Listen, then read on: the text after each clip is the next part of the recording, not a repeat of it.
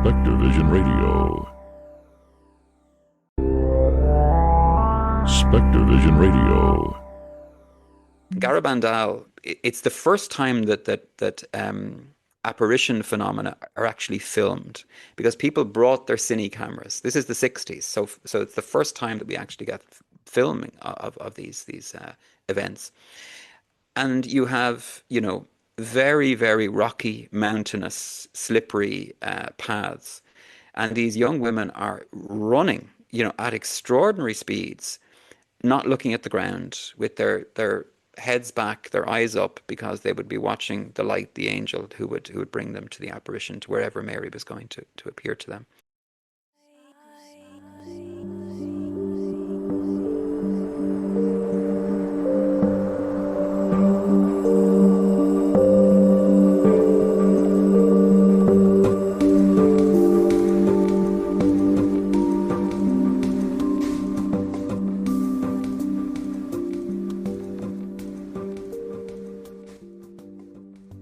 Hello and welcome to the Modern Fairy Sightings podcast, where we listen to people's fairy encounters. But take heed, we're not talking about winged Tinkerbells here. These are real fairies, real encounters that took people like you and I by surprise. Stay a while and hear their stories. My name is Jo Hickey Hall, and I'm a folklore researcher. Hello everybody and welcome to the Modern Fairy Sightings podcast. I'm Jo Hickey Hall and I am joined once again by Brother Richard, one of our favourite guests on the show. We always have a fascinating insight into these territories every time you come to speak to us, and I'm always grateful for you making time for us. Welcome. Thank you. It's always good to be with you, and I learned just as much by being here. So thank you so much indeed. Thanks. And the reason that we're kind of gathered at this time is that we are coming up to the 65th anniversary of Garabandal, the Marian apparition that took place in northern Spain, 1961 that it began, just around solstice. Maybe we'll get to that later. Some people have heard of Garabandal, and some people may not know so much about Marian apparitions and visions, and so perhaps you could kind of kick off by describing this kind of phenomena to people, please. Sure. So so it's a great privilege to be with you all, and especially with yourself, and to speak about these things. And I suppose we can look at them in different contexts. We can look at them, obviously. There's a context within the faith tradition itself, within which it manifests. And then there's the wider context of just kind of supernatural phenomena across all of humanity. And we can see common elements and overlaps and things like that with that as well. And then there's maybe the element of, as you kind of mentioned a little bit, the sort of the local aspect to it as well. These things can often be very local. So we can talk about all of those things. But I suppose maybe to begin, for your listeners and watchers, indeed, for anybody who is unaware of this, is that right from the beginning of the Christian tradition, there has been this kind of complementary, visionary, mystical encounters with Christ post the resurrection. They're mentioned. Some of those are mentioned in the Gospels themselves, right the way through to the Ascension, and then continuing on, we have various apparitional visions that continue to take place even in the lives of the apostles, right the way down to the present day. In fact, the first apparition recorded of Our Lady, of Mary, was not even after she had passed to God herself. The first apparition is what we call Our Lady of Pilar, or the Pillar, Our Lady of the Pillar, which took place also in Spain, the same as Garabandal, but took place during her life.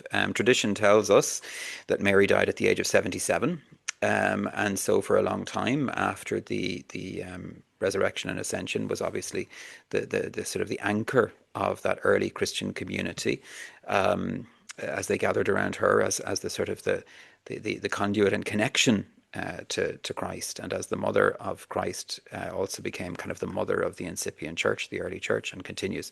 We would still have devotion to her as the mother of the church to this day. And on one occasion, when St. James the Apostle was getting nowhere in his mission and in his work in Spain, we're told that prior to just giving up, while he was in prayer, he received a vision or an apparition of Mary, who encouraged him, and she was standing on top of a pillar, a stone pillar, hence Our Lady of Pilar, Our Lady of the Pillar. But that took place while she was still alive, so it's more bilocation than apparition, but it's kind of counted as the beginning of this maternal presence, this maternal intercession, where Mary continues to turn up to individuals, to the church at large, to particular groups at particular times, to encourage them, to call them back, as all mothers do. You know, what do mothers do? They call us home, and she continues to call children home, her children home. And down through the ages, there have been various forms of manifestation, and the church has come up with various ways of kind of analyzing, I suppose, are these things real or false? If they're real, are they of the good, or are they, duplicitous in some way? How much of it emerges from human psychology? How much of it is actually interaction with the celestial powers themselves?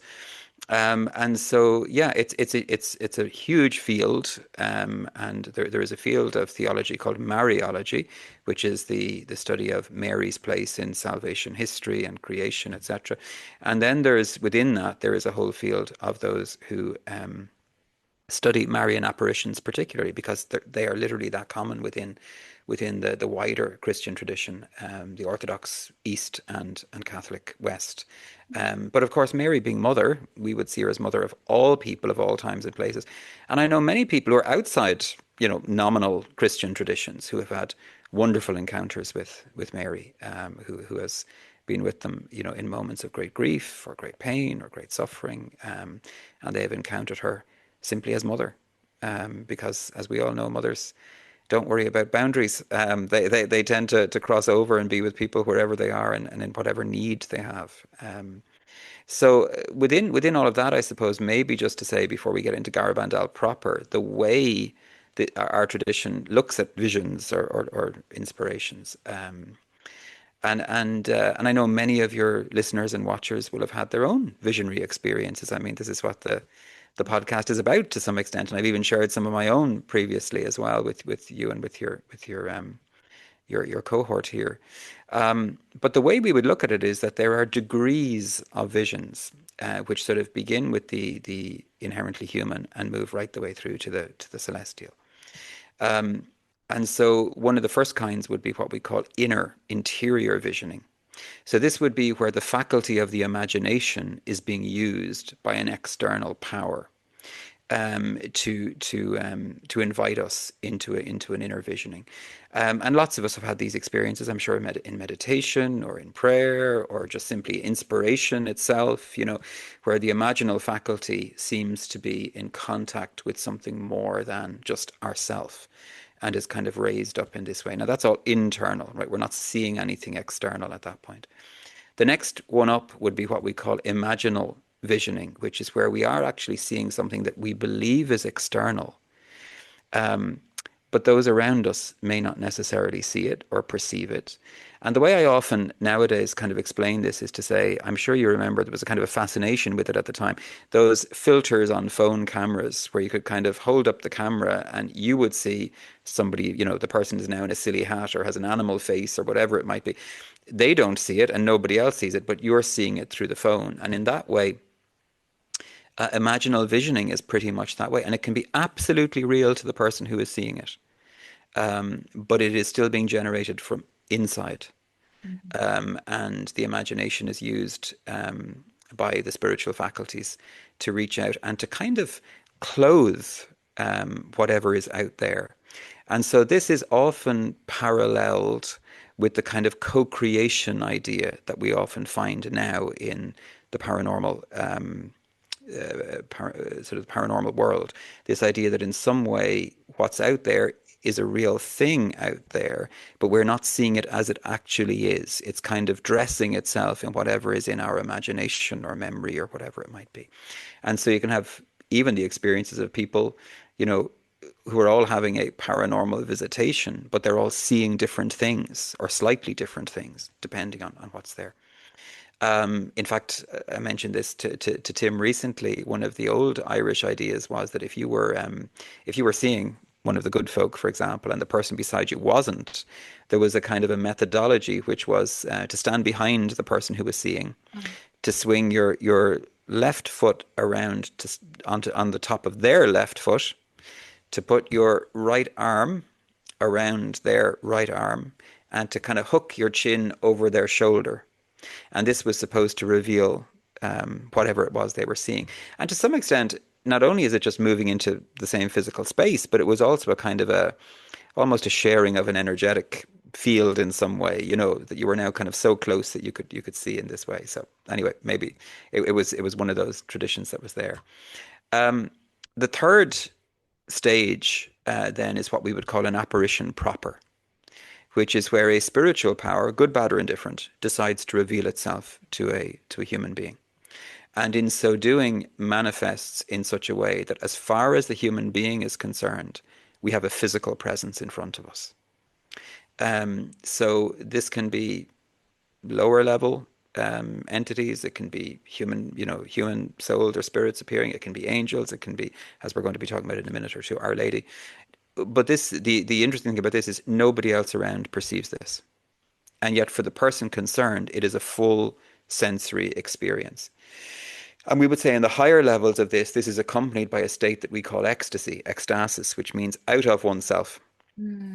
So the human body is very often still moving, performing, doing whatever it needs to do, often in quite interesting ways, as we'll get to with the Garabandal apparitions.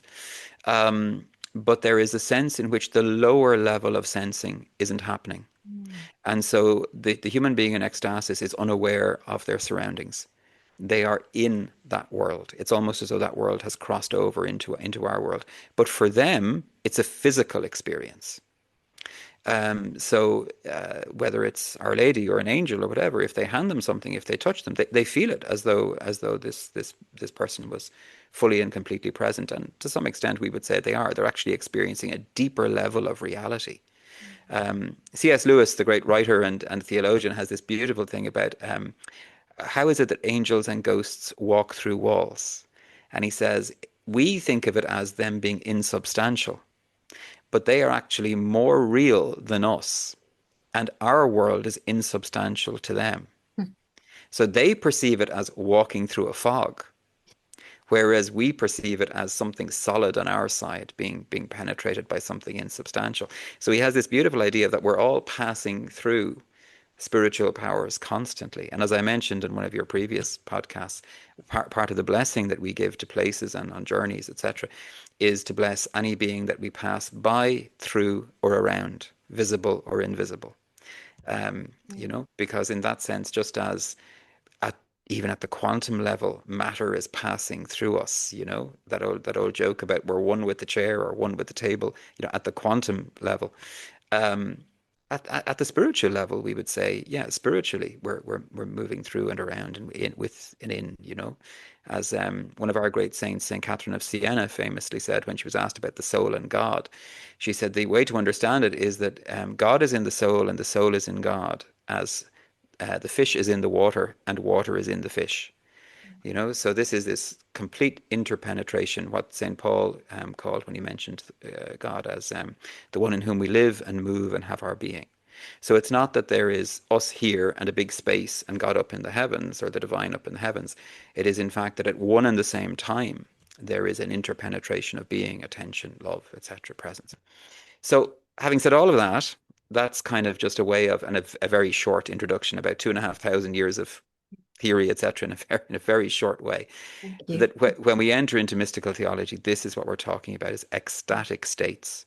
And there are various ways of achieving those, through prayer and spiritual discipline, through simply a visitation of a higher power to a lower, or we can also take slightly more dodgy road of maybe taking substances or things like that would push us into an ecstatic state. But the difficulty with that is whether we are spiritually ready for such at that point or not.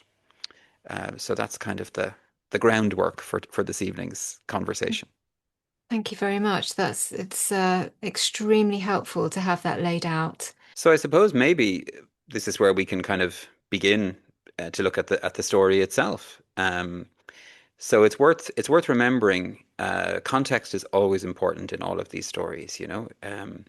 There's that old joke of when did the story begin, and eventually you can always go all the way back to nearly the beginning of creation itself. When did your story actually begin? Um, and so the context of Spain in the 1960s is a very poor country, really rebuilding itself after not just Second World War, but Civil War. And one in which there had been waves of religious persecution and kind of fighting between fascist government and communist government at various different times. So it's a poor place. It's a broken place. The soul of the people is very broken, and they are attempting to recover. And this little place of Garabandal is a tiny little village. I mean, this was back of beyond, really and truly. Nothing much known about it or ever kind of a hamlet is actually the way it's often described. So, as they used to say, for a hamlet was four houses and hope. This is very small little village. Um, and all of a sudden, on the 18th of June, 1961.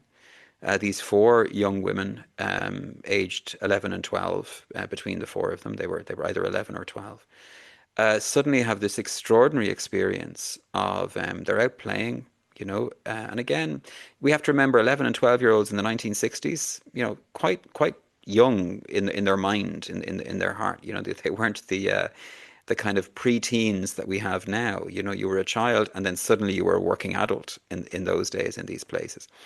Um, so they're out in the streets, they're playing, everything is going okay, and they suddenly hear this thunderous noise, which frightens them. And they look up, and according to themselves, they see an angel. The angel is beautiful and very stern looking and says nothing. And in a panic, they run to the local church, because it's the main building in the village, and they run there thinking um, that if they go there, they'll be safe. The angel doesn't follow them or whatever. They leave the apparition behind. Literally, they run. And a few people are around, and they see these girls. They see that they're very upset. I mean, the way one of the first witnesses to them says that they were extremely pale and looked like they'd seen a ghost, right? So the typical kind of reaction. So they tell them that they had seen an angel. Um, and there's nothing much going on in the town, so the word spreads very quickly that these girls have said, and people think it's false, and people think they were pretending and making things up and frightening themselves, and all of the things that young girls sometimes do, in the midst of their games or of their play. The four girls, just in case your listeners want to know, were Mary Loli Mazon. She passed to the Lord in 2009.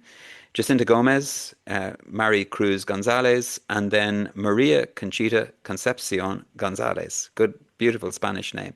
And she is just simply known as Conchita, that last girl, and seems to have been the central figure around which the apparitions take place. And often, where group apparitions take place, there seems to be always a kind of a central visionary or person.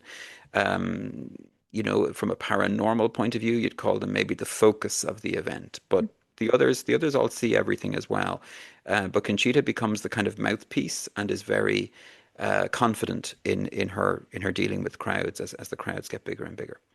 So what happens then? For 12 days, over the next 12 days, the angel appears to them 8 more times, just in the middle of their day. Um, Eventually the fear aspect runs away, goes away, and they seem to accept that this is happening, because you can't control it, you can't stop it, and this beautiful angel is appearing. He smiles at them, but is the way they describe him is majestic, strong, stern, very tall, etc.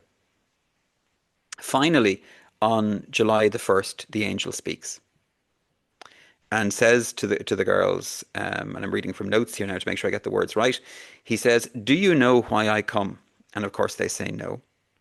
He says, "Tomorrow the Virgin Mary will appear to you as Our Lady of Mount Carmel." So this is all he says. He smiles at them and disappears. From this point on, they have an interior knowing that the angel is the Archangel Michael. So information is being passed in two ways: in what they hear, but also internally in their heart. They have what they call interior knowing, I suppose, of this. Obviously, within the Judeo-Christian tradition, the Archangel Michael is considered to be one of the highest of the angels, one of the most important of the archangels. His name in Hebrew, where we get the Michael from, is Michael, which means "who is like unto God." And this is the great battle cry of Michael, as in the War of Heaven he casts out Satan as the pretender to God's throne with the great cry of "who is like unto God." But it can also be seen as the angel nearest or with the most likeness to the divine or to God. So this great warrior angel, anyway. So naturally, the children tell their parents. They tell people what's going on, and they say, "Our Lady is supposed to be appearing tomorrow." So at this stage, they've reported this so often, and there's been a palpable change in their behavior. So the parents begin to think, well, something is going on. And they even get in touch with the local priest. The local priest kind of says, let's just see how it all goes, and let's not cause chaos, or it could be, we don't want to embarrass them. At the same time, it could be games. It could be, they just don't know at this stage. So the following day is the 2nd of July. Nothing happens all day. And then at 6 o'clock, which is a very important time in Catholic prayer, 6 p.m. in the evening is what we call the hour of the Angelus, which is a particular devotion where church bells are rung to mark the incarnation and its prayers in honor of Our Lady, thanking God and thanking Mary for saying yes to Christ coming into the world. And we ring the church bells. 3 threes and a 9 are the tones of the bell. So the 3 threes are 3 for God the Father, 3 for God the Son, 3 for God the Holy Spirit, and then 9 are rung for the 9 months of Our Lady's pregnancy. And this is rung 3 times in the day: 6 a.m., 12 noon, and 6 p.m. So at 6 p.m., as the Angelus bells are ringing, Our Lady appears to the girls, according to their report, and she appears as a young woman. The girls felt she was about 14, 15 years of age, but with tremendous majesty. Sallow in skin, dark hair. So very like the Spanish girls that she's appearing to. And over one arm is resting what we call the scapular, which is a Catholic devotional. It's 2 pieces of cloth with kind of bands of cloth between it, and it's worn over the neck. And it's a miniaturized version of what some of the monastic orders wear, which is that kind of apron, that sort of bib that's in front of some of the habits. And this is known as a scapular, because scapula in Latin is shoulders. What goes over the shoulder? Scapula. And it's worn as a devotion to Our Lady by many, many Catholics, going right the way back to the Carmelite order. So Our Lady of Mount Carmel in Israel. And she appears with 2 archangels either side of her. They again identify Michael, but they say there's another angel on the other side of her who is the image of Michael. We're never told the name of the other angel, or if the other angel revealed her name, but they would presume that it's another archangel because it looks the same as the first. In her other arm, Mary is carrying the Christ child, who opens his arms and reaches out towards the children in blessing and with great joy. And a very interesting piece is above the vision is a giant eye. Yeah. That's just gazing at them. Yeah. And the children, again, interiorly, no mention is made of words or described, but interiorly know that this is the divine eye, the divine gaze looking at them. And so, as I'm sure many of your listeners, watchers will know, one of the oldest icons of the divine is the eye, the all-seeing eye. And people are often surprised at that, because they think it kind of came about with either the dollar bill or the Freemason symbol or whatever. But it goes right the way back, right the way back to early times. that the eye was seen as the eye that does not close, the eye that is constantly gazing. It's the divine attention holding all things in being. And the children, now remember, these are unlettered in the fullest sense of the word, with the barest level of primary education. They're not communicators, they're not theologians, they're not, they have enough catechetics up to about confirmation age. And all of a sudden they're talking about the divine eye, you know? So there's, even though children at that time raised in the faith would have had good knowledge of the faith, this is a mystical concept that would be beyond most of them. So Mary appears. This is the first apparition, and then over the next 4 years, from 1961 to 1965, quite regularly the children claim that they are receiving apparitions of Mary. And at the last count, but in that period of time, they claim to have seen Mary. It's counted as about 2,000 times, which is an incredible, commentary on the visionary, on the visions themselves. Now, during that time, there's all kinds of things that happen. And, the word begins to get out. People begin to gather. What started off as a few people coming to the town slowly grows to thousands of people coming to the town, a bit like Fatima. Some of your listeners might know of Fatima for various reasons. And the children and the families are a bit overwhelmed naturally by the whole thing. So a group of men are set up who kind of keep the crowds back from the girls as best they can. But the other thing that begins to happen are these extraordinary ecstatic manifestations during the visions. And they're divided into a number of different aspects. They move from what we would call in our tradition, from simple ecstasy to profound ecstasy. So simple ecstasy is when someone receives a kind of a raising of the spirit, a raising of the mind. Knowledge is given, like we've just spoken about. But the person is still kind of present. They would know what's going on. Profound ecstasy is where the person is completely insensible to anything that is going on, and they are fixed in place. So the first thing that begins to happen is people begin to notice that when the apparitions are taking place, if the girls are kneeling or standing, they can't move them. And they are stuck to the ground. They cannot be moved. And it became almost a competition amongst the young men of the village to try and move the girls. And it's not even as though they're kind of gripping, and there's a strain. It's like trying to move a rock that's too heavy. They cannot move them. And again, this is a manifestation that's known in mystical theology right the way back. It happened to St. Clare, for example, the female founder of the Franciscan order. When her father tried to drag her back from the monastery to home, he couldn't move her. And he eventually had 3 or 4 knights who were trying to move this little 14-year-old girl and couldn't be moved. So they took it as a sign that she was to stay where she was. So that's the first bit that begins to happen. Then they begin to do things like testing it, which, we'd be very uncomfortable with nowadays, but they start sticking pins in them. They're lighting matches underneath their nose, first of all, and then on their bare skin. There's no flinching, there's no burning, and there's no manifestation of burn. So literally impervious during the time of the ecstasy. So the girls themselves would say they could be doing anything. And suddenly, and they were in separate parts of the village, remember, they weren't all the one family. No phones, no mobile phones, obviously, no way of contacting each other. And suddenly, at the same time, they would receive what they called were the 3 knocks, or the 3 lamadas, they called them, the 3 calls or 3 knocks. They would start quiet, then get louder, and then a loudest. And they would experience this interiorly in their own bodies. And by the time the 3rd one came, they were incapable of refusing. They had to run. And so they would run from the various parts of the town and meet at exactly the same time, the group of them, and then the vision would begin.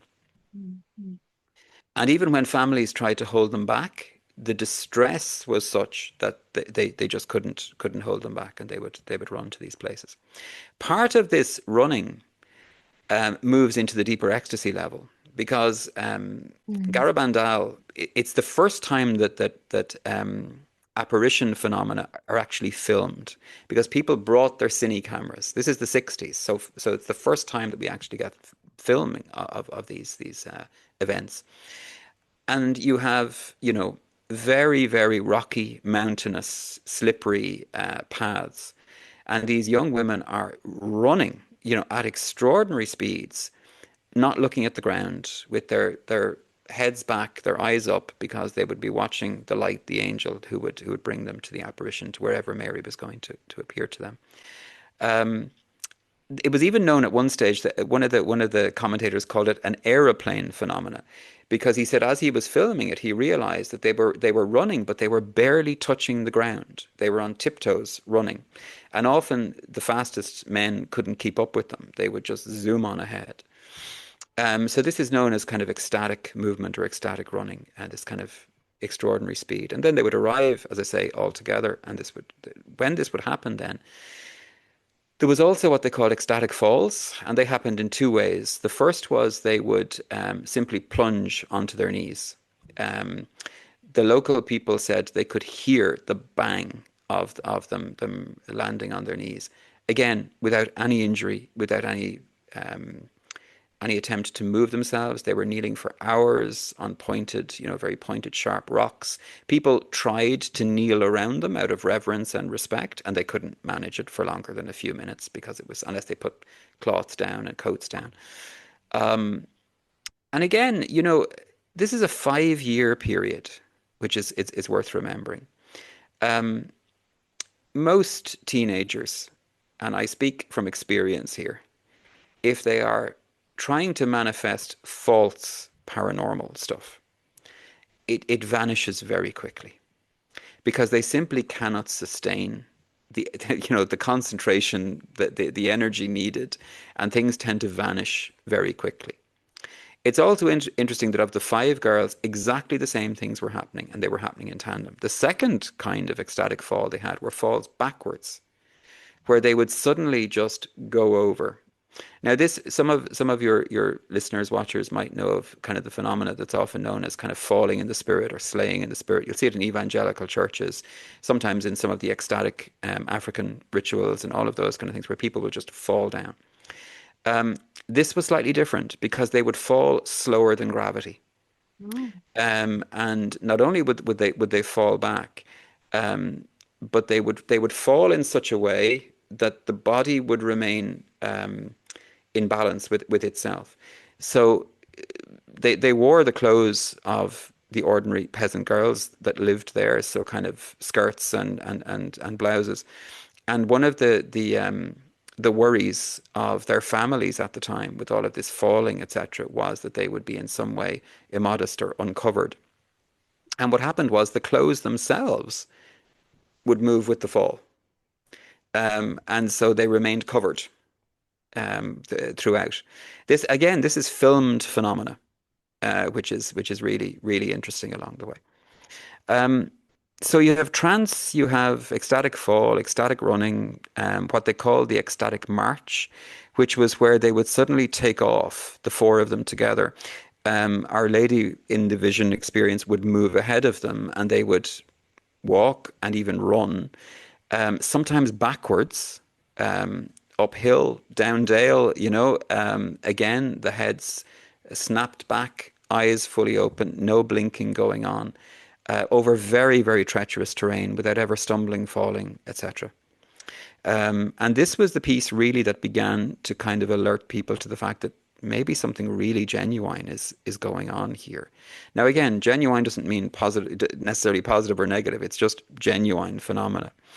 And so people began to come to investigate. There were doctors that came. There were neuroscientists that came. And almost all of them, in fact, who were present at the phenomena, spoke about, that there was something genuine going on here. The critics of the phenomena, because there's the other side as well, tended to be people who came after the events were over.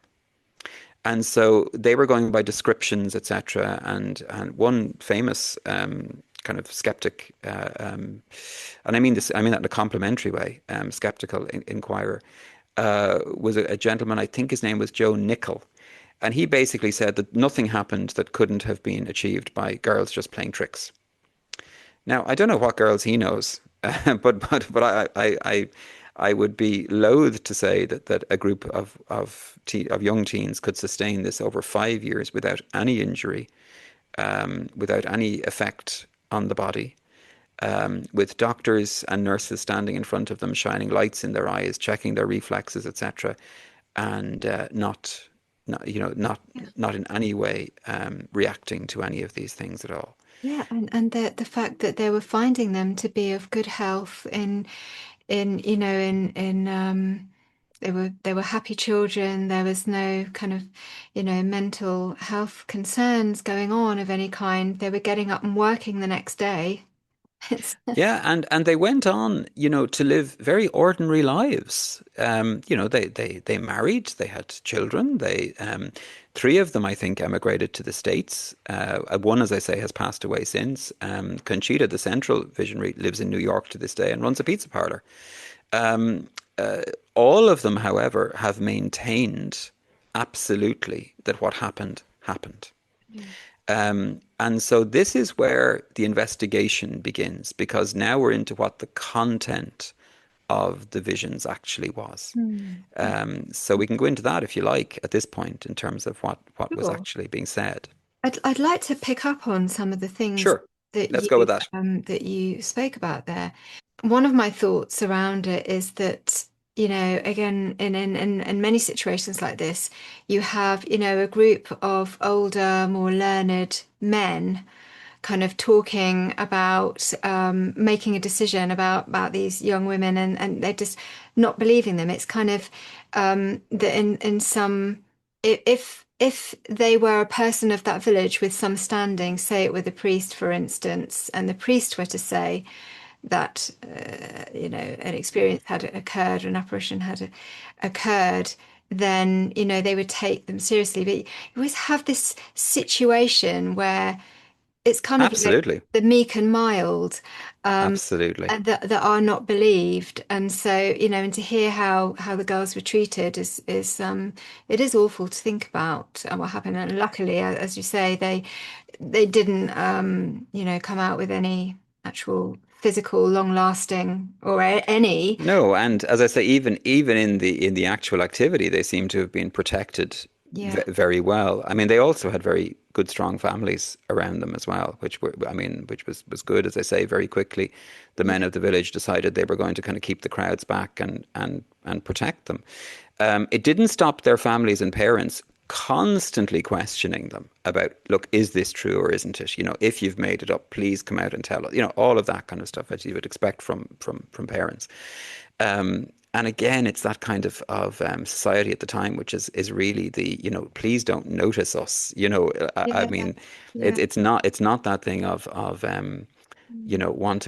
wanting celebrity in the sense that we would understand it nowadays. They just wanted to be left alone to do the work, or to receive the experience, the vision. In terms of the not being believed by the authorities, and particularly the male authorities, yeah, that is a theme that goes all the way back. I mean, it goes back to the Lord himself, in the sense that the religious authorities couldn't accept. And who did he go to? He went to the poor and the people on the margins, the edge people as such. And I think that's because when you live, one of the reasons is when you live close to the earth, when you live close to the rhythms of nature, you are closer to the divine, you Mm. know, um, and so it becomes, easier to some extent to perceive the presence of the divine. And then you also have the fact that, again, I'm speaking out of my tradition here now, but within the tradition, it is the poor, the meek, the mild, the people on the margins, the people who are suffering, the people who are forgotten by the world as such.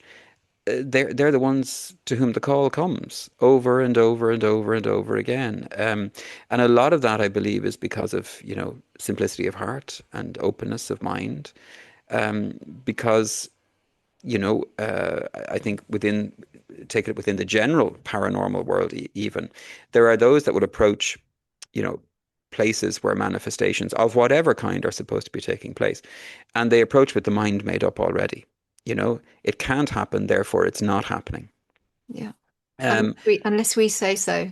Exactly, exactly. And if it doesn't fit our worldview, then we shut it down, or we at least claim, deceit or error or whatever it might be. We'll get into official judgments in a little bit, but I think it's worth remembering there was one priest in particular who arrived and who was absolutely certain of the truth. He was a young priest. Father Louis was his name, or Louis, as they would have said in Spain. And not only that, but he was so open to it that he's the only other person apart from the girls who reported having actually seen Our Lady at the apparition site. And he was so consumed by the joy and the beauty of that he died 24 hours later of joy. Literally, the physician at the time said he died of happiness. And I think it's an extraordinary gift, an extraordinary, beautiful end of things. He's often referred to as the fifth visionary because he's the only other one who received or who saw. But he was open. He was open. He went there with an open heart. And I think when we go with an open heart into any situation, it doesn't have to be spiritual, but when we try and hold an open heart in any encounter, then there's the possibility of extraordinary things. It's when we walk into encounters with anybody, closed down and judgmental and solid, and we all do it to some extent at different times. But it means then we don't have the opportunity of being surprised or being changed or being moved or discovering meaning in things, Kind of creates division, I guess, doesn't it? It does, and it shuts us down. I remember there was an old priest I knew years ago, and he used to say there's only two ways of entering the day, of coming into the day. So he said the first way is to say, good morning, God, as in you're open to everything. And he said, but if you begin it by saying good God morning, then at that point you're shut down for the day. So you're cutting off the possibility of the gift that's present in each moment. Yeah. So I was really struck by the way, with these calls that they were getting, as you said, that they would, even though they were separated in different parts of the village, they would all get this call at the same time, and how it came in three levels of joy. So there's a sense of joy, and then a greater joy, and then a being overcome by joy, and they would set off, and that if the first call of joy, it might take an hour and a half until the kind of overwhelming sense of joy kicked in. This is such just must have been incredible to be there and witness that, if you couldn't experience that. Absolutely. And to some extent, visionary phenomena tends to have a kind of a field around it. I don't mean field now with grass, but a field of experience of energy, and often there are people on the edges of that begin to experience other little manifestations themselves, sometimes positive, sometimes negative, but it's almost as though this becomes the major manifestation becomes a key that unlocks the possibility of spiritual manifestation for others as well. So one of the gifts that happened in the village was when Our Lady said, well, if the people wish to bring, articles of devotion, so rosaries, crosses, wedding rings, photographs, whatever, and if they were laid out in front of the visionaries could lift them up to be kissed by Our Lady. And so this really interesting phenomena takes place, almost psychometric, if you were to look at it from a basic paranormal field. So a huge table of this stuff would be piled up. I mean, literally piled high with various bits and pieces, ever before the girls arrived. So people were putting jewelry, wedding rings, very important things to people, and they were trusting that they were, all left on the table. And when the apparition would slowly come to a close, Mary would say to the girls that she would now, receive these articles of devotion for kissing or blessing. So two things happened that were quite miraculous around this. The first is that Our Lady was quite high up as far as the girls were concerned, floating quite high up. And so they would lift each other up raised right up to be able to reach Mary, who was now bending down to kiss these articles or bless them. So these girls who could not be moved by the men around would suddenly be light as a feather to each other.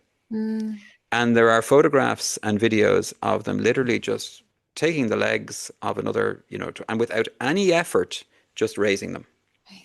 Amazing. Which is again, the weight phenomena change, the distension change is phenomena known in all the mystical traditions right the way through. The second piece that was absolutely ecstatic and extraordinary was they would then return these articles to the exact right person in the crowd.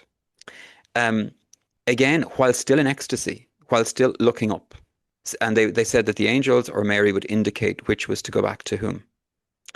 And apparently, at least as far as record is concerned, they never made a mistake. Yeah. Now, these are thousands of items over 5 years.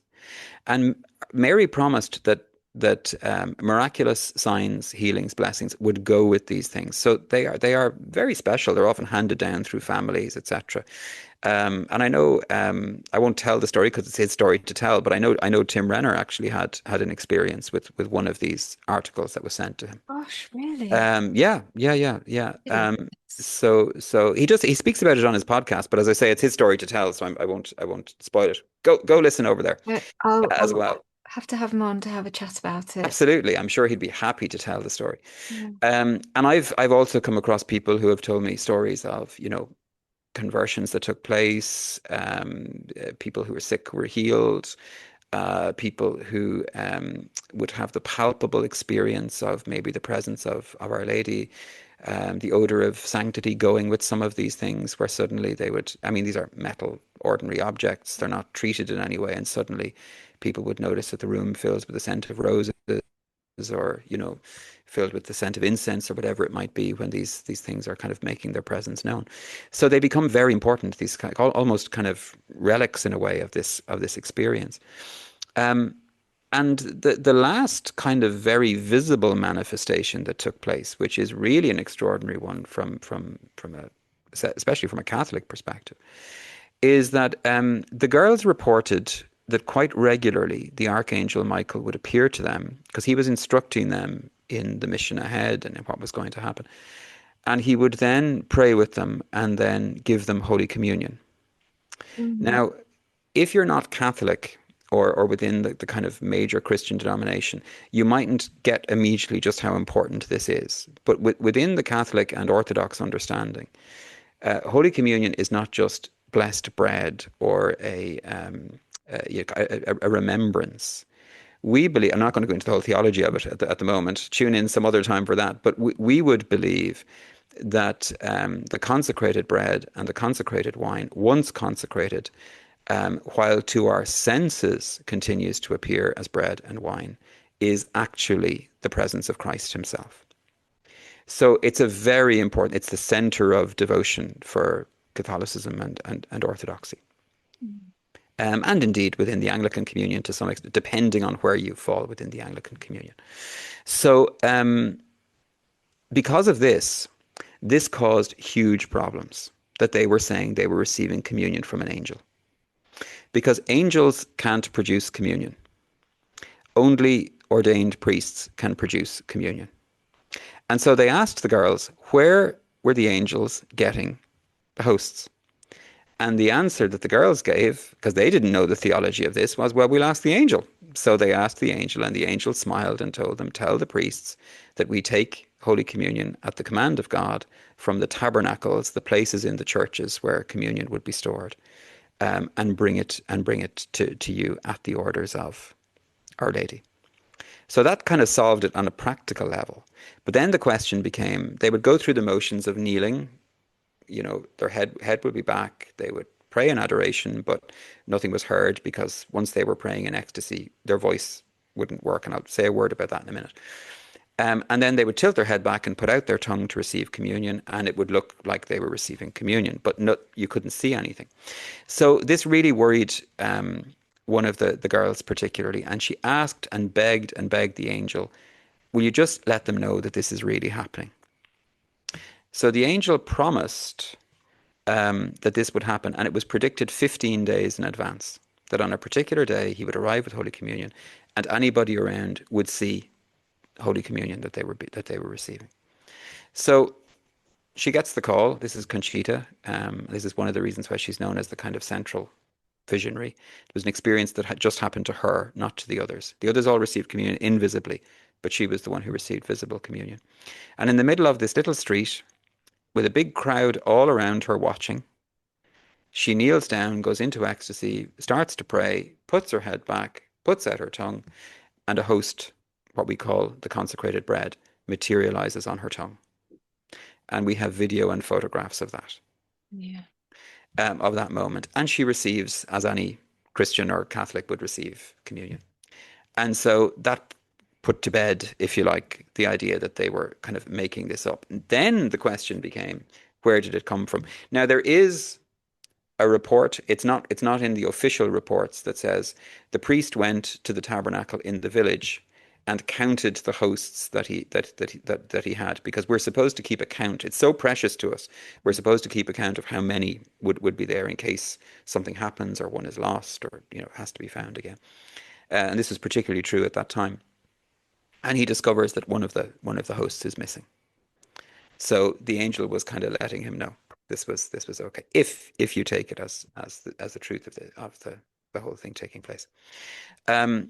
And that kind of swung the local clergy in their favor from that particular moment. Now, the bishops were another thing. We'll talk about them in a while. But the local clergy from that time on began to say, look, what are we seeing here? We're seeing fruits of devotion. So again, spiritual phenomena within the Catholic tradition is always measured not in terms of what's happening, but what are the fruits of it. So they were saying, are these young people trying to make money? Are they self-aggrandizing? Is it about ego? And they saw none of that taking place. That's the first thing. In fact, what they saw was the girls were becoming more pious, more prayerful, more spiritual, more compassionate, etc. What was it bringing to the town? Now, there's no question it brought money to the town, right? A very poor town was receiving money because people were coming and they were staying and they were looking for food and lodging and all of that kind of stuff. So, yes, as some of the skeptics, put forward, was this all a big plan to try and, build up the town or make money out of it, or did one thing beget the other? Sure, money was being made. There's no question about that, as human beings arrive. But the visionaries' families were not collecting money. They remained exactly at the same level that they were. And then you have the question of, was this political? And this was really strongly put forward. In fact, it's one of the main kind of theories against it, is that this was the right wing in Spain at the time that had allied themselves kind of with the church to some extent. Were they doing this to try and exert control over the local populace? Like, was this all a setup, in other words? Now, the thing that goes against that completely is that the church authorities, the bishops, etc., completely rejected the phenomena and actually were banning people from going there. So it doesn't seem to have been as though they were kind of, canonizing this and saying, well, this proves, Spain is holy or the church is true or whatever it might be. They ran from it as a phenomena. And that's understandable as well, because they had gone through such a period of persecution that the church in Spain was kind of afraid of putting its head above the parapet in case there would be another wave of political persecution at the time. So, I again, as I would say to anybody with any of this, go read, go watch, go listen, and make up your own mind, of course. But when we come to the official kind of statements on it, the official statements are very interesting, because the church will never give definitive approval to a phenomena that has not finished. And Garabandal has not finished, because there were various predictions made of things that would happen in the future. We can talk about those in a moment or two, that have not taken place yet. And the dates of them haven't come or gone yet. So unless the phenomenon is deemed finished and closed, the church will not make a definitive decision on it, ever. Because it wants to make sure that, truth is being told, or not, as the case may be. And so what they have given is a decision of what's called non constat in Latin, which basically means At the moment, there is not enough evidence to be able to say yes or no. Is this a human phenomena in the sense of, and supernatural phenomena can be generated by humans, of course, as well. Is it a psychological phenomena, or is it actually celestial, spiritual? The local bishop, the Bishop of Santander, was very against it, as I say, for some of the reasons I've just spoken about. And his original decision in terms of investigation was that there is nothing supernatural here. But he didn't come and he didn't visit. And they investigated things after the fact. And the evidence of various doctors and scientists and neuroscientists who were there at the time weren't really looked at or admitted. There was a kind of a hands-off approach, and let's quieten it all down and not make much of this. And as I say, probably for political reasons in terms of looking after the church as a whole, and the people, the poor people, had suffered huge persecution before this. And there was waves of martyrdoms and death in Spain that we forget about, but that took place during the kind of 30s and 40s. So there's that. There's also the fact that, as I say, because predictions were made for things that are supposed to happen in the future, and quite spectacular predictions as to what's supposed to happen in the future, signs, miracles, permanent signs, the illumination of every human being's conscience to themselves across the entire face of the earth. Naturally, the church went, well, look, until these things either happen or don't happen, we can't say. And until the last visionary dies, we don't know. Now, the promise was that before this would all happen before Conchita would die. Mm-hmm. Conchita is now in her 70s. Mm. She is still holding 100% to the story, and she is supposed to know the dates of when these things are going to happen, but she was told not to reveal those dates until, I think it's a couple of days beforehand. 8 days. Yeah, 8 days beforehand, yeah. Yeah. So she's, early 70s now at this stage, and, unless she's given some kind of a grace of a very, very long life, we would expect these things to happen, if they're going to happen, within a short period of time. But the thing that does have to be taken into account as well is one of the elements of the way theology views these things is to say that apparition in this instance, even if it's absolutely true and a full apparition of Our Lady, is still using the psychology of the person it is working with. Mm-hmm. So it's not that the truth would be wrong, but the visions of the things that they were shown can be interpreted either symbolically or practically, if you want to call it like that. So somebody sees a great chastisement as one of the words that they used, where everybody is suffering and in sickness and in pain, and there were various things like, well, when this takes place, no machine will be able to work, no electricity will be able to be found, and the sea will become like boiling water, etc., and all of those kinds. Now, you can do all kinds of things with that. You can say, well, is that nuclear? Is it disease? Is it some kind of celestial event like a asteroid or a meteor or whatever? And all of those things have been talked about. But it could equally be interpreted symbolically as being, an internal experience for human beings as well as an external. What it will be, who knows? If it happens, who knows? But the interesting thing around it, I suppose, is that when people say, oh, Garabandal was not approved by the church or Garabandal is approved by the church, all that the church has said about Garabandal so far is that we can't judge until the phenomena until it finishes. And so no definitive judgment would be made until it's finished. The one thing the original bishop did say, though, was that there was nothing in what the girls were saying that was against the faith and belief in any way, shape or form. What they were doing was calling people to deeper prayer, deeper conversion of heart, to be more compassionate. I mean, the interesting words, I'll try and find it there now because I had it written down. Me too.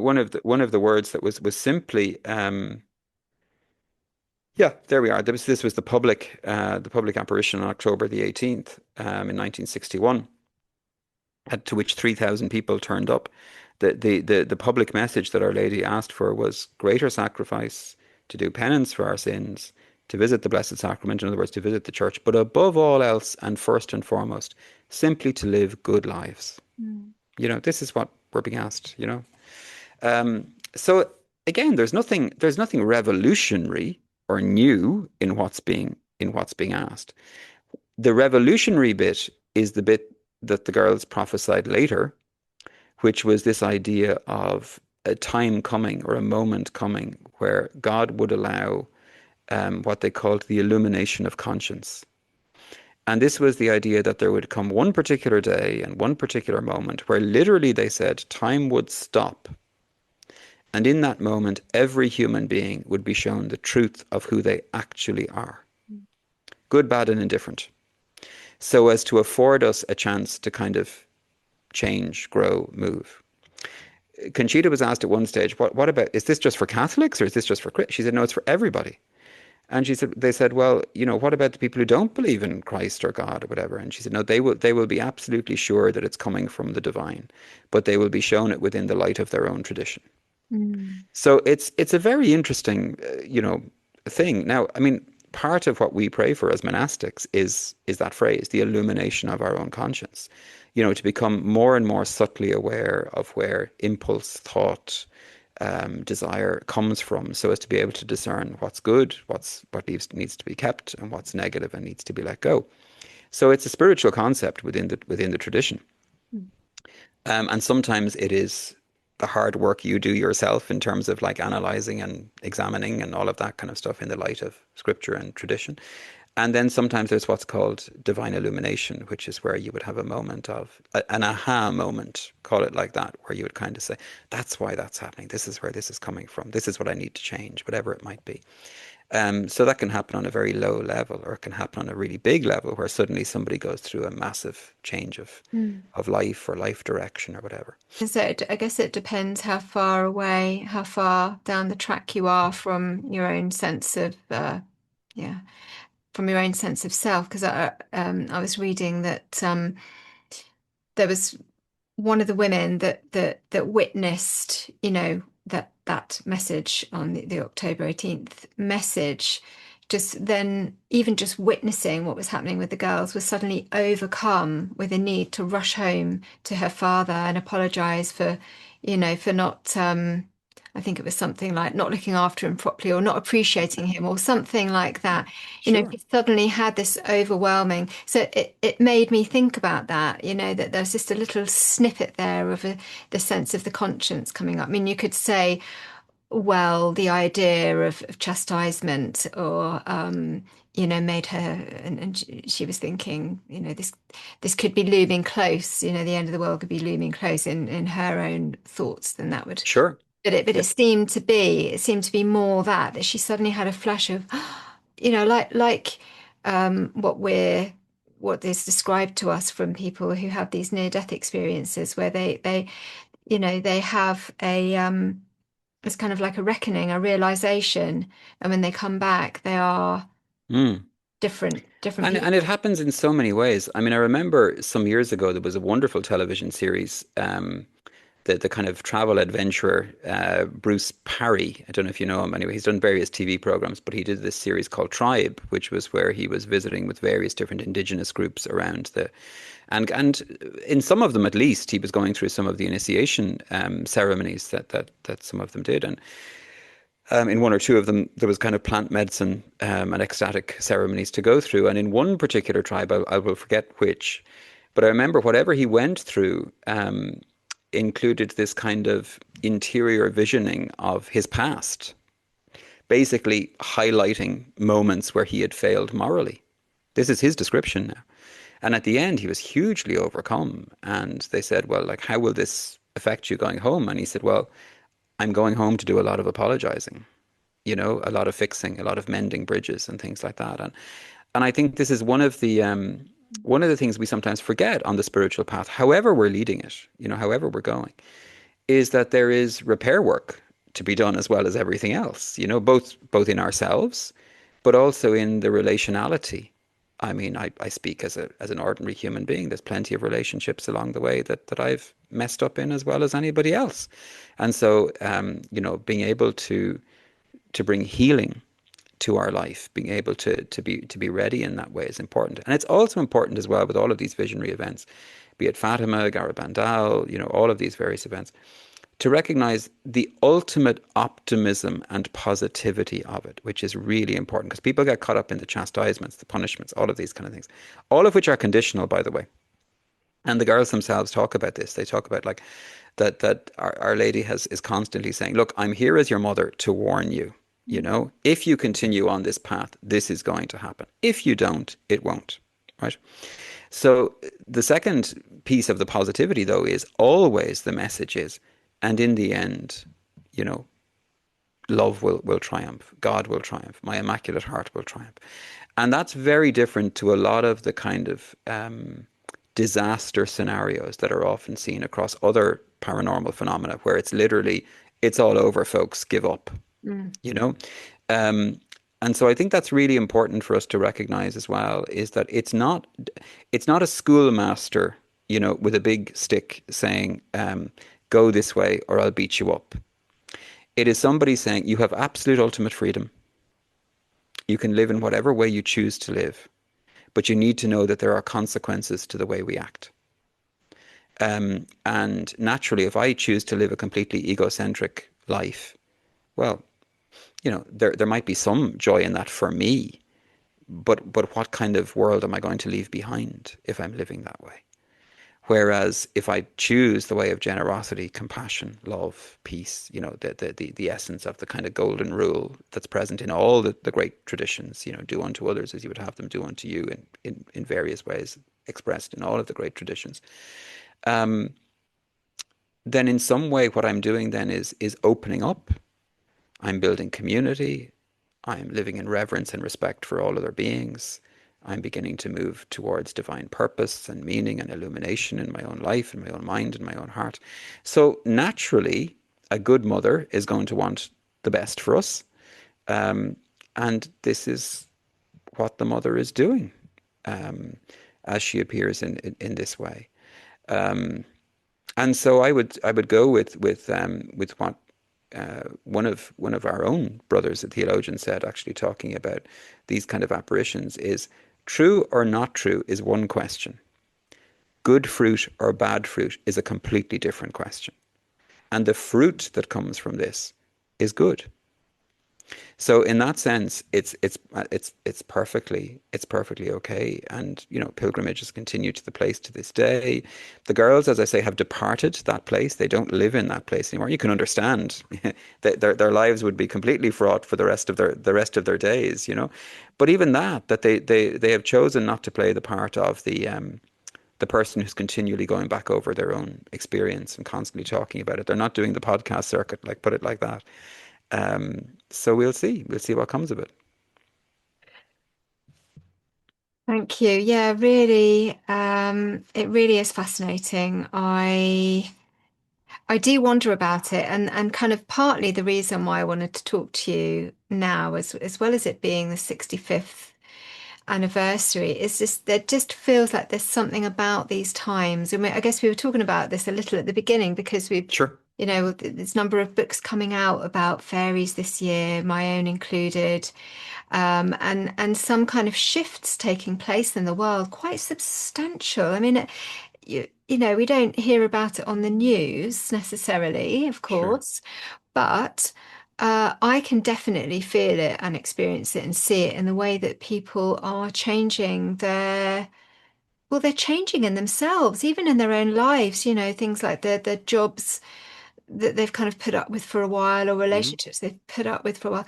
It's not the way that they want to live their lives anymore. And so people are actually, perhaps they are listening more to their conscience and their, their true sort of inner, looking for that inner joy, perhaps, and not finding it in their daily lives in a way that we've been sold is the idea that we should live our life. Absolutely. Yeah, no, I agree. I agree absolutely. I Yeah. mean, in our tradition, we go back to one of the kind of great theologians with St. Augustine. And one of the things that he said, speaking about God, was he said, "You have made us for yourself, and our hearts are restless until they rest in you." And I think there is this restlessness. And over the last couple of centuries, we've been fed a bit of a lie in the West, and the lie is if you achieve all of the externals, you'll then be happy internally. When in actual fact, all of the great traditions, all of the great paths would say it's completely the opposite. If you work on the internal, then the external will manifest in a way that's appropriate to you and to meaning and to life in its fullest sense. And so I think people are waking up to that because they're seeing all of the external powers shake completely. Be it governments, be it political systems, even the way in which we consume, the earth itself shaking with all that we have done to it and against it. And so there is a huge waking up taking place, I think, where people are going, hold on a second, there has to be more than this. And so they're seeking meaning and purpose in whatever, in spiritual paths. And I don't mean that in any kind of ephemeral way. I mean, they're seeking truth. So we would always say about human beings, that the human being is correctly aligned if it is seeking as its fundamental quest the true, the beautiful, and the good. Right? We call them the three transcendental values because they're present in every human being of every place and time. Every human being can search for the true, the beautiful, and the good. Now, obviously, within our particular tradition, we would say that if you search for those things, you will find them in the fullness of what we call God. But no matter what word or name you put on it, I think a human being that wakes up, when the conscience is alerted, when we wake up, when we begin to say there has to be more than this, what we're fundamentally seeking is that the true, the beautiful, and the good. Or go back to C.S. Lewis again, what he called joy. Not joy in the sense of elation. Something happy happens and I'm happy for a few minutes, but the seeking of something that means there's a transcendent meaning element to this. There's a communion element to this. There's an element of open-hearted compassion where I actually grow. One of the old Greek monks, Gregory of Nyssa, used to call it the stretching of the soul, which I love that image, that we can live with a very small soul, kind of folded in on itself. But if we open up, it gets stretched, and it can be stretched for eternity, to receive everything and everybody and everyone. And there's also a great practice of just allowing in all of this. So it's allowing the earth to be the earth, allowing my brother or my sister, whoever they might be, to be who they are, without trying to impose control or impose, the map that I'm working from. Can I share the wisdom of the map that I'm working from? Absolutely. That's what we're doing here. Two different people from two different backgrounds, chatting and sharing, and learning from each other. But I think one of the great gifts of what's happening at the moment is that, as much as terrible things are happening, there's no question about that at all, and we have to do all that we can to stop the terrible things from happening.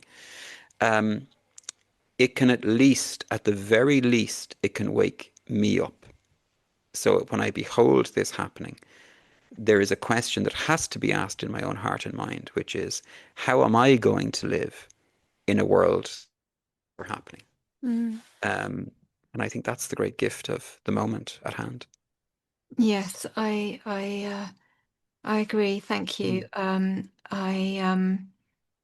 think there's something particularly special about this, this case of Marian Apparitions. I think, of course, it does stand out that she had the child, the Christ in her arms. Yeah. In Fatima, in Fatima at the end, the Christ child also appeared as well, twice, once held by Our Lady and once held by Saint Joseph. In the Knock apparition, which is an extraordinary apparition, that's the Irish one, which was silent. Mary never spoke. She was standing beside an altar on which a lamb was standing, which is the symbol of Christ from Revelation. We call Christ sometimes the Lamb of God. And we have there's a beautiful one in our own Franciscan tradition, which is an apparition that took place to Saint Anthony. Some of your listeners or watchers might know Saint Anthony.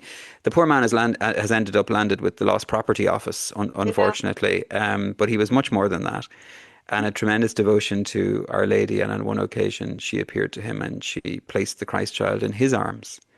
And that's why if anybody sees a statue or an image of St. Anthony in a church, he's usually holding an open book, because he was a great theologian, master of learning. So that's the image of the book. And usually the child is standing on the book or held in his arms. So I think when the child appears as well, it's also a reminder to us that at least within the Christian tradition, it will be a reminder to us that God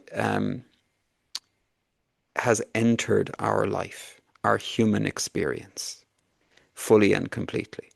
He's known what it is to be a child. He's known what it is to fall and have scuffed knees. He's known what it is to get splinters in his foster father's workshop. He's known what it is to kind of be tired and thirsty and to laugh and to cry and to do all of those kind of things. And if we know God as that, it means that there's no aspect of my humanity, good, bad, or indifferent, that I can't, on deeply inquiring into, find divine presence in. I'm sure some of your listeners, etc., will know the famous image of the Shroud of Turin. This image of Christ that's supposed to be on that was supposed to be the cloth that was over him in the tomb. So good, bad, or indifferent, fake or true, whatever it might be, it is a very good image of someone who has gone through the crucifixion. And there was a surgeon from Paris many years ago who did a lot of study of it, Dr. Pierre Barbet. He wrote a book called A Surgeon at Calvary. And he basically goes through what crucifixion would have done to a human body and how this is paralleled on the shroud. He started off as someone who wasn't of faith, and actually this journey into it brought him to faith. But that's beside the point for what I'm saying. One of the things he noticed was that the man on the shroud had one shoulder higher and more developed than the other. And he couldn't work out what it was, why this was. And he kept going to scripture, and in scripture it says Christ's body is perfect and all that. And he'd say, well, then why would he, have a kind of a scoliosis? Why would he be one up and one down? And then he was thinking, was it an injury? Was it from carrying the cross? And he left it as an open question in the book. He went around giving lectures. And on one occasion, a gentleman came to him at the end who had read the book, and he said, I can solve your mystery. He said, well, what do you mean? And he said, I know why Christ had the figure in the shroud had one shoulder higher than the other. He said, why? He said, I'm a carpenter. He said, that's called carpenter's shoulder. And it's from many, many years of running the plane in the same direction over and over. Naturally, one side builds up more than the other. And so whoever or whatever the man of the shroud was, he was a carpenter as well. So it's a very interesting thing. And for me, it's always this wonderful reminder of, at a particular point in time, at least within our understanding of the tradition, you can take him as a wonderful teacher. You can take him as a great person in history. You can take him as whatever you like. But within our tradition, at least, we would say there was a carpenter shop somewhere in Nazareth where a man worked for 30 odd years and became an expert carpenter, because the word they use in Greek is tekton, which means like a cabinet maker, like a really good carpenter. A master craftsman is the way it's often translated. Who thought that if we really believe he was God, thought that it was worth spending 30 years just working as a human being. So this means that whatever you're doing, whatever I'm doing, if you're in the garden, if you're washing the dishes, if you're minding your child, if you're writing your book, if you're doing whatever it is, there's nothing that isn't touched by divinity. Nothing in human life that isn't. What we lack is our awareness of it. And that's where all the spiritual practices come in, to kind of wake us up to the awareness of it. So anyway. That's a great way to end, I think, and to remind us, that I mean, as Mary was saying to the children, pray every day, and that doesn't have to be sitting and actually physically praying, although people No, turn can life do into it. that. It can exactly, it can just be really taking Yeah, care of whatever it is that you're doing, looking after your child, as you say, or tending the absolutely. And I garden. think two things I think it's very important for your particular listeners as well, is to say that when it was put to the girls about the illumination that was to happen, how would God come to those who maybe weren't, was this just for Catholics? Was it just for this group, just for that group? It was no, this is universal, and it will speak to you within whatever tradition you're in. I think that's the first thing, which is really beautiful. It's very inclusive. It's very full. And the second thing is the idea of, regardless of the categories that human beings make, mothers don't care about categories. I think that's the most important element of the whole lot. So wherever we whatever we name ourselves, to a mother, you're just your son or your daughter, and that's it. Yeah, and as they called her, our mother, Yeah, you know. that's it. Yeah, yeah, yeah, Yeah. absolutely. Yeah, beautiful. Yeah, Beautiful. Thank you. I think we need to remember it at this time because even if you are, not sort of the Christian faith, you know what it's like to need to reach out to a mother. And I think a lot of us at the moment, we do mm, benefit from remembering that there is a divine feminine taking absolutely. care of Yeah, us that I feel is so much rising to the surface at the moment. I really feel that. I really feel a sense of that the divine feminine's really, really coming through. And so, yeah, I guess time will tell when when this particular miracle comes to fruition, sure. and In we in will, whatever way it does. Yeah, in yeah, yeah. whatever way it does, exactly. So let us see. But yeah, thanks so much, Brother Richard. And Thank you. had you ever, I don't suppose you've ever met any of the No, no, I haven't. Mary? I have been blessed to meet a number of people who have had the experience in their own lives of meeting Mary in apparition. It has never happened to me, just to be clear. um, but just to name them, I think I don't mean their actual names, but I think it's interesting that um, one of them would come from the Wiccan pagan background. One of them was a nightclub promoter in Miami. One of them was a gentleman who was just in grave sadness, anxiety about his own life, and one of them was an old lady who knew she was on her way to passing and called out for her mother. And I love the fact that they're the people who have told me that they have met Mary, because they're not, the holy sister or the holy brother. They're not the pious person at the, first bench of the parish. And they're people who maybe their lifestyles wouldn't necessarily be what you would think would happen, but they all called out for a mother, and she appeared. And this is the great gift, I think.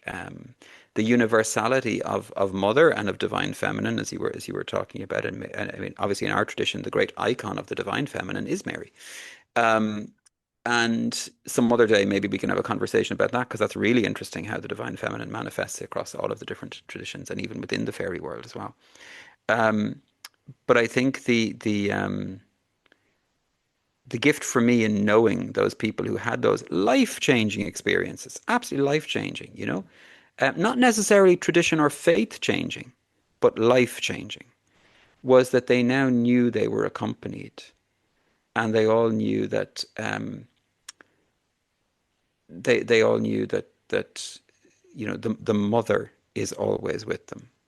And so I think particularly for people who have had, because it's the nature of humanity, some people have very, very difficult relationships with their mothers. Some people have had very tough, abusive even relationships with their human mother, to know that there is still within the archetype of mother someone who is mothering them is, in the best sense of the word, is a very important element for us to remember.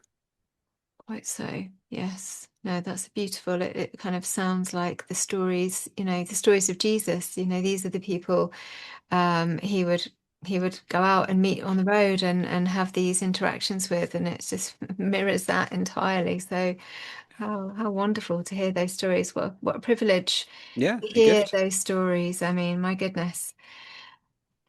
So and what have you got coming up, Brother Richard? Because I think you had been traveling around and Oh, in all over the place. Yeah, so the work that I'm doing currently for the order, is we're kind of elected into positions of leadership for a few years. Thankfully, only for a few years. Then we're back out to do the ordinary stuff. So at the moment, I'm kind of serving our Irish brothers and where we work in the world as well. So currently have a bit of a roving commission, kind of minding the brothers in different places. Currently back in Dublin at the moment, but later, I'll be in Rome for a couple of weeks in the end of June. Not looking forward to the heat there, but there we go. And then off to Africa in July, for a number of our brothers there are making their vows. So I'll be going there to witness and to receive their vows. Um, and then the rest of the year will turn into other bits and pieces. I have to go to Korea in January and South Africa in amazing. March. All things being equal, and if we still have a world to travel through, because who knows at the moment. But that's the kind of plan at the moment. So it'll be very interesting to encounter those cultures and those places where the brothers are working within those cultures as well. And then, yeah, some of the listeners or speaker or watchers might like to know there's a number of kind of retreat opportunities that I'm working on at the moment, and they can be found on the calendar at the Sanctuary Centre, sanctuary.ie, and a number of those are online. So if anybody wants to be part of those programs, you're more than welcome. Um, we'll be looking at the Christian meditative tradition in one of them, and in the other, later in December, we'll be looking at what we call the Way of Winter, which is wintering mindfully and contemplatively. And we look at that through spiritual lineage, what's going on in the natural world, and also the folklore of winter. So there'll be the three kind of things we'll be looking at. So Oh, they sound we can fantastic. look at that. Yeah, if they And wish. I had entirely forgotten to mention your podcast because Oh, this is so would I. new since So would, yeah, yeah. since the Oh, last I'll be. time we spoke. I think it was not long after the last time we spoke, actually, you started it, and it Oh, Peter I'll and be. I I'll all be shot by the promoters for the. So, yeah. There, essentially, what happened was, I appeared on a podcast called "The Laughs of Your Life," which was about sense of humor. It's a comedian in Ireland who interviews different people, including me. I actually taught her many years ago when she was in school, and so she came to me to know would I appear on this podcast to talk about humor, and I did, and apparently it went down reasonably well because the producers of that company came to me and said, "Look, we'd be interested in doing something with you." So we now have a daily podcast. Which is it's between 10 and 15 minutes, never longer than 15 minutes. And it's a daily guided meditation. So if you're okay with listening to this voice, then you can come along, and it's free. There is a subscription for the back catalogue, but the week of daily meditations is always free. So you'll always have 7 days worth of daily meditations to go with, and it goes the whole gamut of meditation for the very beginner right the way up to kind of other advanced practices, but ones that we can do within 10, 15 minutes. So people will be more than welcome to come along and have a listen there. One lady has already written to me to tell me that I have cured her insomnia. So I'm not really sure how to take that. right. Whether whether the voice is just putting her asleep or not, I don't know. But it's certainly it's certainly an interesting project. So we're running it for a year. We've done 170 of them so far, and we'll continue till the end of the end of the year and see how it goes and see whether people are hungry for more or whatever. But it's just called The Daily Meditation with Brother Richard. So if people would like to tune in, they're more than welcome. No, that's excellent. As I say, Peter often tunes in. And I Very think good. the great thing about it is, as you say, it's quite short. It's easy to fit Yeah. into your day, and it's really accessible. So even if people, as you say, haven't meditated before, this is a really great place to start. Yeah. And for people who are busy and just want to, have that time, and for people who are, enjoy listening to you and Sure. that little gift of wisdom every day, and that little bit of guidance is everything, isn't Sure, it? and we all need occasionally. I mean, no matter what level of practitioner you are, I think it's good at times just to be able to kind of relax into, well, somebody else has got this, and they're going to lead me through Yeah. this for the next while, and that's good. And your own guided meditations are wonderful, by the way. Thank you. The Zoom meditations that I've listened to a few of them, so thank you for the work that you've done on that too. Oh, And if anybody has questions about any of the stuff that we've talked about, I'm on your Discord as well. So if anybody wants to throw sure. out a question, I'm happy to answer. Just don't imagine it's going to happen immediately. I kind of come through as I'm passing, but there you go. Well, you're doing so much, and we are so grateful. We really are. Oh, no, And it's my privilege, pleasure to be here. it's always exciting, for the group when they know that I'm coming to speak to you again. I can see that I'm now in the dark here. I'm just here with my candle. So lit this That's okay. before. Oh, beautiful. It's a really nice one, isn't Oh, it? they're lovely. Yeah, yeah, yeah. It's gone dark here. So thanks again. We shall speak next time. Sure. And good luck with everything this year. Good luck with all the travels. And congratulations on the book, and good luck with that. I look forward to reading it. Yeah, yeah, to having a copy in my hand. Yeah, absolutely. Thank you. Yeah, it's a big year for everybody, isn't it? Isn't this a year for everything going out and, going out into the world, it Yeah. seems. So, yeah, lots to look forward to. All right, then I shall speak to you again. Take care. Thank you soon. God bless to you and to Thank you. all the crowd. Thanks so much for listening and watching. If you enjoyed the podcast, please consider joining us on Patreon for dozens more episodes of unreleased bonus content, monthly online events, and a private chat. We are a warm, supportive community, and it really helps to support the project. Find us on patreon.com/The Modern Fairy Sightings Podcast.